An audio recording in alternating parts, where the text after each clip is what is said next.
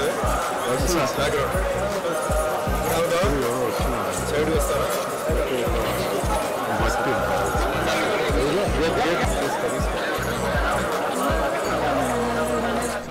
అందరికీ నూతన సంవత్సరం శుభాకాంక్షలు. Wish you all very happy new year అండి.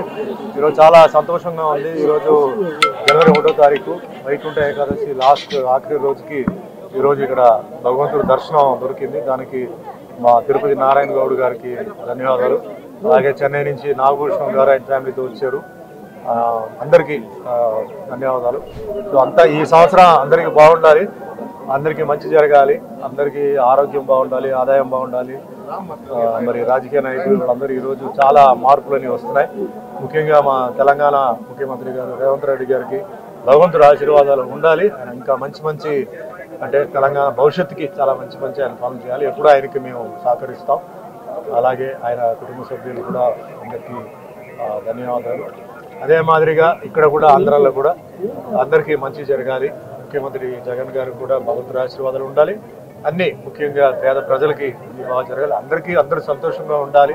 అందరిది ఆరోగ్యం, అది వాళ్ళ ఆదాయం కానీ ఉద్యోగాలు కానీ ఏదైనా తప్పులని జరిగి ఉంటే అన్నీ క్లియర్ అయిపోయి అందరూ సంతోషంగా ఉండాలి.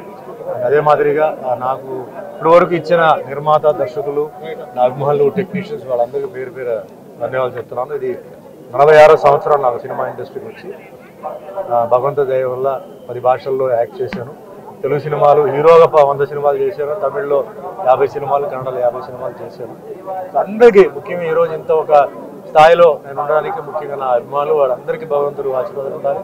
డైరెక్టర్స్, ప్రొడ్యూసర్స్ అందరికీ ఉండాలి. ఈరోజు చాలా సంతోషం. ఎందుకంటే 1వ తారీఖు జనవరి ఇక్కడ రావడం ఇవన్నీ మనం అనుకున్నట్టు జరగదు, కానీ భగవంతుడు తలుచుకుంటే జరుగుతాయి. భగవంతుడు తలుచుకున్నారు. నేను అనుకోవడం ఏంటంటే అన్నీ మంచి జరగాలి. అదే మాదిరిగా ముఖ్యంగా మన రేవంత్ రెడ్డి గారికి ఒక ముఖ్యమైన విషయం ఏంటంటే మా గౌడ జాతికి ఏంటంటే ఏజెన్సీ ప్రాంతంలో ఏంటంటే చాలా మంది గౌడ జాతి వాళ్ళు ఇబ్బందులు ఉన్నారు. అంటే అక్కడ ఏంటంటే కొన్ని సమస్యలు ఉన్నారు. ముఖ్యంగా తెలంగాణలో వాళ్ళకి ఎస్సీ స్టేటస్ ఇస్తే వాళ్ళు ఏంటంటే వాళ్ళ ఉద్యోగానికి వాళ్ళు చేయవచ్చు కొన్ని ఇబ్బందులు ఉన్నాయి. రేవంత్ రెడ్డి గారు అది ఆల్రెడీ ఆయన ఎమ్మెల్యేగా ఉన్నప్పుడు కూడా ఆయన అసెంబ్లీలో మాట్లాడడం జరిగింది. దాన్ని అమలు పెట్టాలి.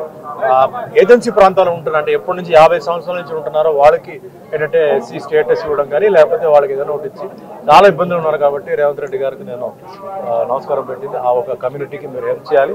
మీకు ఎటువంటి ఇబ్బంది లేకుండా వాళ్ళకి కూడా ఇబ్బంది లేకుండా మీరు చేయాలని ఈరోజు నేను భగవంతుడి కోరుకుంటున్నాను. అదే మాదిరిగా ఆ సేవలు ఎప్పుడు ఉంటాయి. త్వరలో వచ్చి మిమ్మల్ని కలుస్తాను, సంక్రాంతి టైంలో కలుస్తాను. సో అందరూ బాగుండాలి, సంతోషంగా ఉండాలి, అందరూ మంచి ఉన్నత స్థాయికి ఎదగాలని మనస్ఫూర్తిగా కోరుకుంటున్నాను.